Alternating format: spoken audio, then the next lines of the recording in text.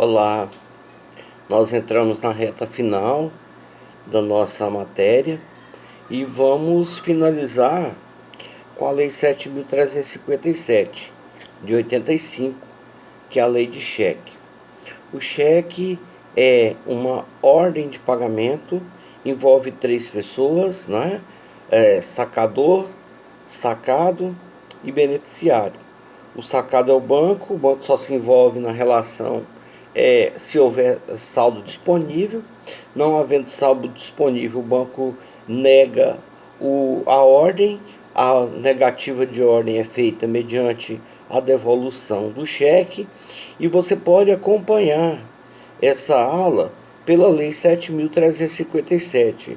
Nós não temos a apostila da Lei 7.357. Na verdade, eu tinha um resumo da Lei 7.357, mas o meu HD externo deu problema. E então, essas informações estão todas ali em recuperação ainda, dentro do meu HD. Mas nós vamos tentar fazer um resumo da Lei 7.357. Vamos falar primeiro da emissão e da forma. Cheque é um título de crédito de emissão à vista. Qualquer informação diferente disso é responsabilidade de quem assim o fez. Explico melhor.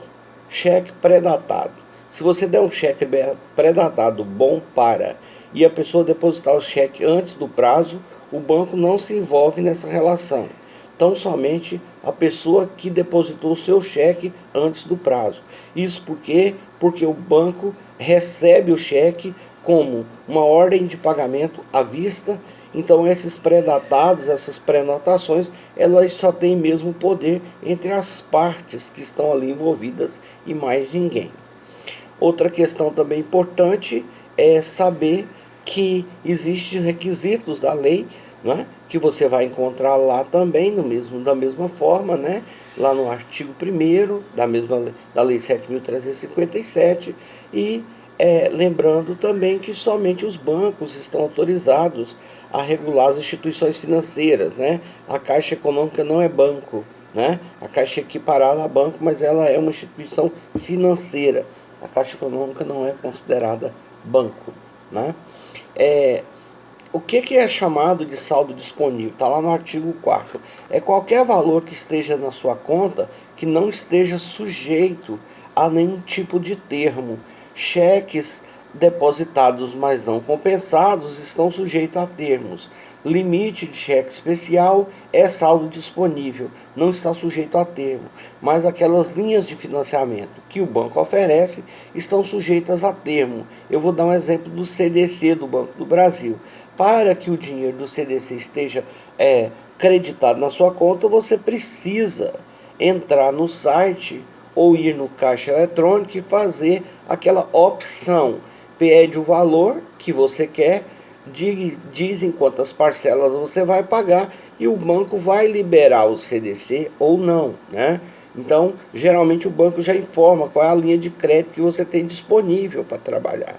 Então, isso em outras linhas significa que se você não acionar, o banco não tem como dar esse crédito para você. Então, se você tem um saldo disponível de 4.000 e um limite de CDC para ser utilizado de 5.000 e você der um cheque de 5.000, o seu cheque vai voltar. Por quê? Porque você não acionou o CDC.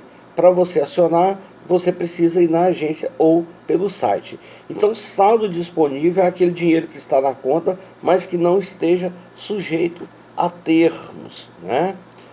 A lei permite, ali no artigo 7º, a possibilidade de você reservar o valor e buscar depois. Essa regra ela é muito pouco utilizada dentro do contexto das relações bancárias, porque muito pouca gente conhece essa regra. É basicamente aquela regra de cheques de valores muito altos e que você quer levar o valor em dinheiro.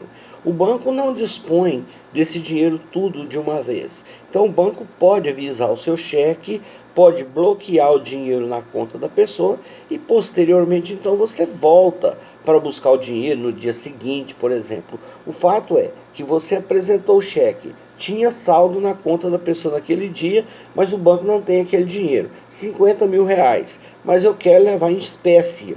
O banco não pode me proibir de querer levar 50 mil em espécie, embora seja um valor alto para você carregar em espécie, mas o banco não vai fazer esse tipo de exigência. O banco só vai pedir um tempo para poder levantar esse valor.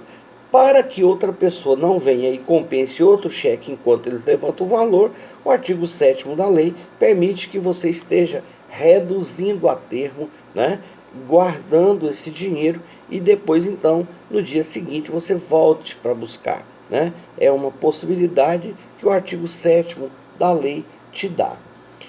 Lembrando também que o cheque pode ser feito a ordem ou não a ordem. Mas o fato é que 99% dos cheques são feitos a ordem porque já vem pronto no formulário, você não tem como mudar isso. Né? Não tem os cheques adota o princípio da autonomia e da abstração. O banco não pergunta a você qual a origem do cheque para lhe pagar. O banco, a única coisa que às vezes o banco faz é pedir para você aguardar 1 minuto no caixa, enquanto ele vai até lá dentro do caixa e liga para o emitente do cheque para confirmar a emissão do cheque quando o valor é muito alto e o banco receia de que possa haver algum tipo de fraude.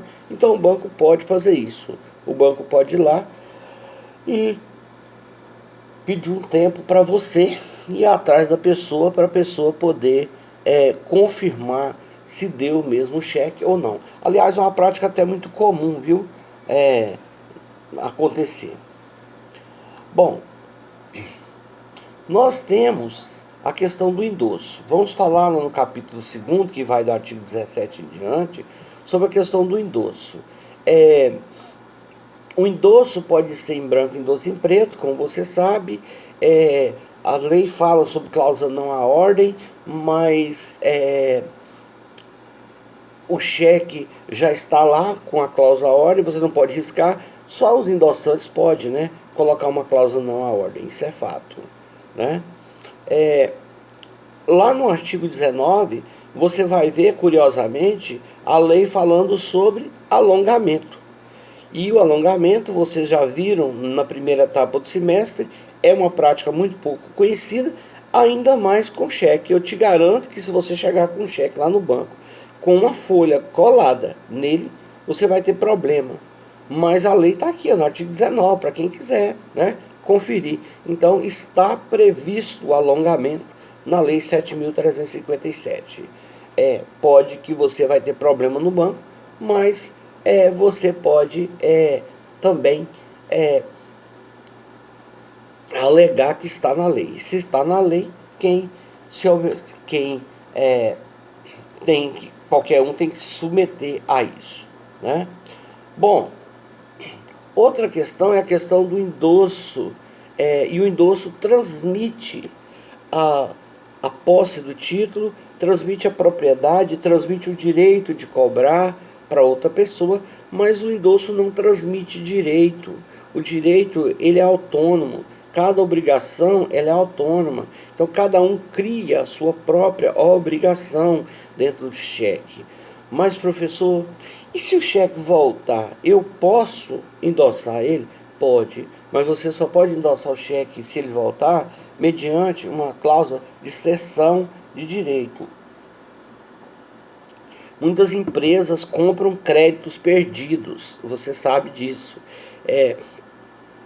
Algumas pessoas podem até, né, já ter sido abordada por empresas que lidam com essa questão dos créditos. Então, não é muito comum nos cheques, mas algumas empresas de cobrança compram o título, compra por 20% do valor e faz da vida do devedor um inferno. Liga para ele, liga cedo, liga de tarde, liga de noite, né? Acha os números de todos os números de telefone dele até ele pagar, né? Ou até o título prescrever, né? Haja vista que eu vou falar sobre prescrição daqui a pouco e você vai ver que a ação de execução prescreve muito rápido, mas depois disso você pode ter a possibilidade de ajuizar uma ação de cobrança, né? O que o artigo 20 diz? O artigo 20 fala sobre o endosso em branco que ele é transferido ao portador. O que isso significa? Supõe-se que a pessoa que está na posse do cheque é o seu detentor de boa-fé.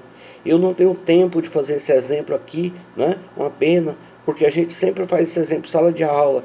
Eu até acho que lá no passado eu fiz esse exemplo num outro momento para vocês, mas o fato é que se esse cheque misteriosamente aparecer lá na mão da Alessandra, um cheque que foi dado lá do outro lado da sala e ele misteriosamente aparecer na mão da Alessandra, a polícia pode chamar a Alessandra para dar esclarecimentos até chegar em quem foi que furtou o cheque ou quem foi que recebeu o cheque furtado, né? Sabiamente os ladrões, quando furtam talões de cheque, não emitem cheques acima de R$100. Por quê? Porque os cheques com abaixo de R$100 não deixam vestígio de quem é que procurou o banco, quem é que depositou, né? Não precisa. Eu vou falar sobre isso daqui a pouco, né?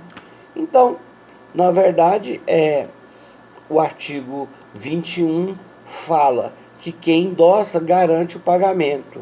E é importante lembrar disso, porque as obrigações são autônomas. Então, se alguém assinou no cheque, endossou o cheque adiante, eu posso cobrar exclusivamente dele ou posso cobrar de todos da relação. Aquela antiga técnica, né, antiga regra do alguns ou todos. Então, eu posso cobrar só de um, eu posso cobrar de alguns, ou eu posso cobrar de todos. Fica a meu critério como é que eu vou cobrar. O artigo 24 fala sobre a questão de quem está de boa fé com o cheque. Quem está de boa fé não é obrigado a devolver o cheque.